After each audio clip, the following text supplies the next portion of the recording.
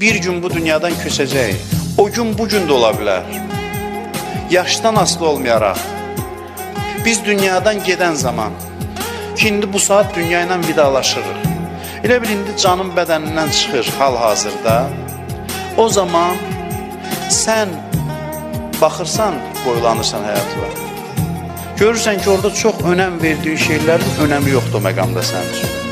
Dünən önəm verdiyin, gecə-gündüz fikrini məşğul edən şeylər həmin anda gözündən düşür. Dünyanın düz qiymətini vermək üçün axirətə gedib dünyaya boylanmaq lazımdır. Dünyada əldə elədiyimiz nemətlər, sahibləndiyimiz şeylər olduqca ötəridir. Heç nəyin sahibi deyilik həqiqətdə biz, heç nəyin.